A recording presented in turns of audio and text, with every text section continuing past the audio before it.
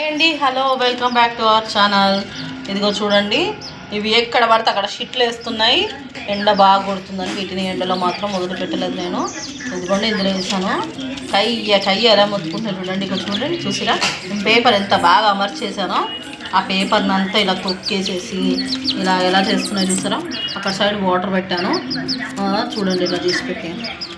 అస్సలు నా మాట వినట్లేదు. ఇవి తింటే బియ్యం తినమని వేసిన బియ్యం తింటలేవు. కొంచెం పాలకూర వేస్తే పాలకూర తిన్నాయి.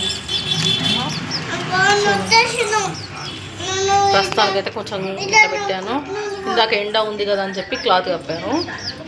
ఏదో అలా బయటికి రాకుండా అలా కప్పేస్తే అలా ఉంటుందని చెప్పేసి కప్పేసాను.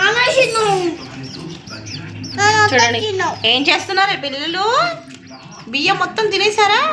ఉన్నాయి ఎక్కడెక్కడ మొత్తం షిట్లు వేసి షిట్లు ఖరాబ్ చేస్తున్నాయమ్మా. ఇంటి నిండా షిట్లు వేస్తే ఇందాక క్లీన్ చేశాను. ఇంటి షిట్ల మీద షిట్లు చేస్తున్నాయి.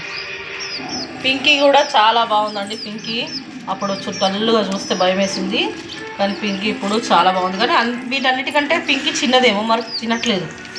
పింకీ అయితే చాలా తక్కువ తింటుంది. యాక్టివ్నెస్ కూడా పింకీ చాలా తక్కువ ఉంటుంది. మన గ్రీన్ అయితే సూపర్. మొన్న లక్కీ తర్వాత గ్రీనీ, ఇప్పుడు లక్కీ కంటే కూడా గ్రీనీ ఎక్కువ చేస్తుంది.